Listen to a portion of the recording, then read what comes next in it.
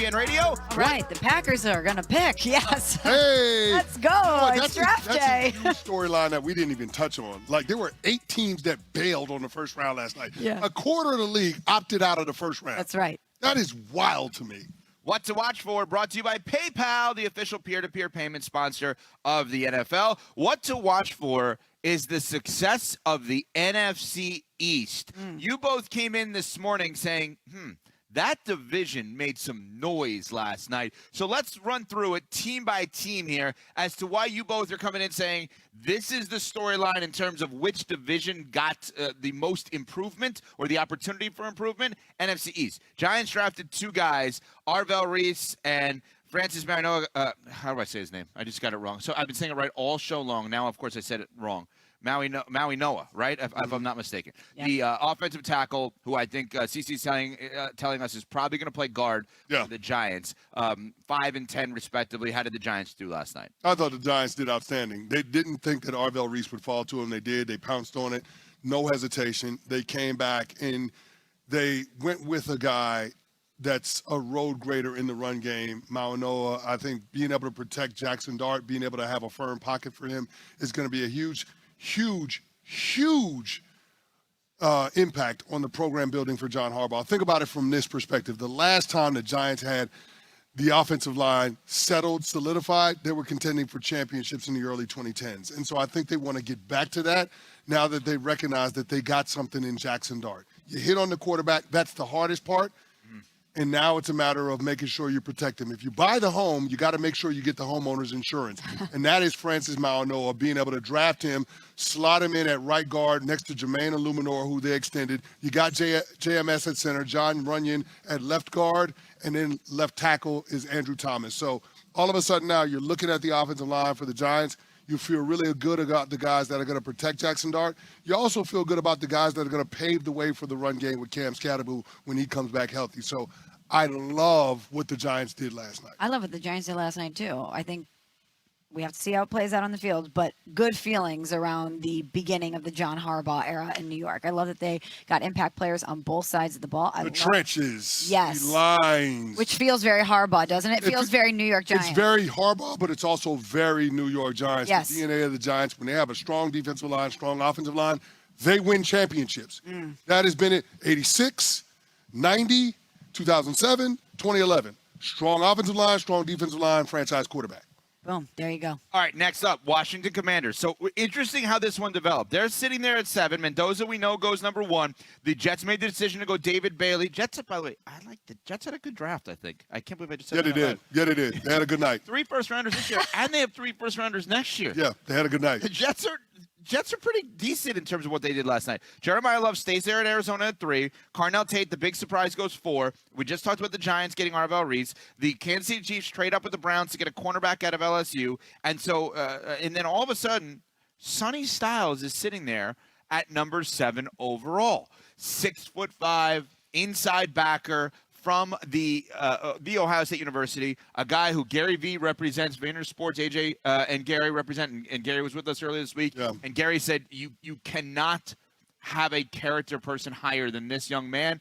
Plays all over the field, safety, etc. Sonny Styles, I think, falls in their lap at 7. I know one person on this show does not agree with that thought process. Yeah, I thought that the Commanders got caught flat-footed because it's clear that the Chiefs felt like they had to move up in front of them in order to take Mansour Delane. They were a team that was targeting a quarterback, the Washington Commanders, coming into this draft, and Delane was the creme de la creme, the best one that was going to be available. And they gave up a 3rd and a 5th to Cleveland, so they gave up some good ammo to move up 3 spots. Yeah, they did, and I just can't believe that Washington got caught in that situation and didn't get their guy, seeing him go 1 pick ahead of them for a team that traded up. I would say that Washington took the best available player in Sonny Styles. How that works with their defense, that 3-4, remains to be seen. Now, I know they've got 2 inside linebackers in Frankie Louvo, and they signed Leo Chanel. Louvo's in the final year of his contract, so maybe Sonny Styles is going to be a guy that they use, and they find a way to get on the field in their base fronts, but then taking over that Frankie Louvu position full-time, a year from now. We'll see what ends up happening, but I thought that they were the team that was looking for the lane, and the Chiefs beat them to the punch. But Sonny Styles is not a bad consolation prize. I mean, he's obviously an excellent player. He's got the speed. He's got the leadership, as you talked about, great on-field communicator from what everybody says. He's got that versatility. You have a new DC coming in there, and you can use Sonny Styles in different ways. It provides them a little bit of flexibility. I didn't mind the pick for Washington with Sonny Styles. I will say this. When you take a linebacker in the top 10, off-the-ball guy, he's got to be day one starter. Yeah. So it'll be curious to see what happens with Washington, how they make it work with all of those veteran linebackers. All right, let's get to two other teams in the NFC East because we're saying the NFC East may have stolen the draft last night. The Cowboys, who had 12, move up to 11. They get Ohio State safety Caleb Downs, and they also make a trade with Philadelphia, and they move down in the draft, their second first-round pick, and they get Malachi Lawrence, a defensive end edge player out of UCF. What do you think about, CC, your former team and what they did here? I thought they were outstanding. Caleb Downs is going to be a star, literally and figuratively. He's going to play with the star on his helmet. He's going to play at the star. I mean, it's going to be a good fit for Dallas. This is a guy that not only is going to be uber productive on the field, gives their defense a lot of versatility, but he's also going to be a culture builder for that defensive unit that's going over a little bit of a makeover. So I love Caleb Downs. Malachi Lawrence, another sneaky big pickup for the Dallas Cowboys. He's got a lot of burst off of the edge. He's got violent hands. The best way that I could say it is he's got juice in the pass rush. And that's what the Dallas Cowboys needed to add. They traded for Rashawn Gary. Now you got Malachi Lawrence. You're starting to put some pieces in place to help you get back to being able to put pressure on the quarterbacks consistently. And Smalls, Eagles, Malachi Lemon, wide receiver out of USC, falls to them. They trade up to get him, but he, in essence, falls to them.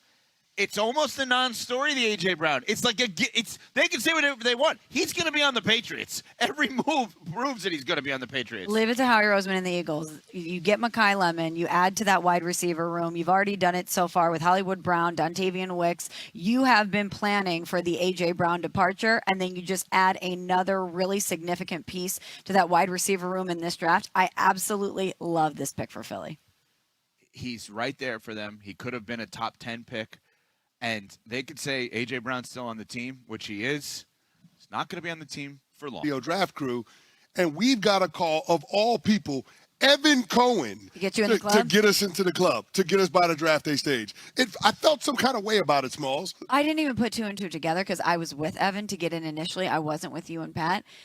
Evan was the person to get the rope lifted and to get the wristbands on us. Yeah, I'm trying to get into the club, and it's Evan Cohen of all people that has to get me into the club. But he delivered. Think about that visual. But he delivered in a big way. I'm trying to get into one of the coolest clubs on NFL Draft Night, and of all people, Evan Cohen has to be the one to get me in. And not only that, CC, he had a table. He had bottle service. He had a table with bottle service. Marriott Convoy. And I got to take some dessert back home. How was that pecan pie? Oh, it was outstanding. Outstanding. A little bourbon drizzle on it. Oh man, I'm jealous. Good. Just very So quickly good. to the point that you guys are making, and then we'll get to 5 because 5 was a huge part of this draft. So the draft, all the fans are there. The fans are amazing. Hundreds of thousands of people. Then there's the media section, but there's literally one quote unquote cool section. It's like you're in, as you said, in this club. Tables, drinks. There's a bar, a full bar. Unbelievable. There's also a thing on the wall with free snacks. I grabbed some Skittles. We had some chips. There was all sorts of great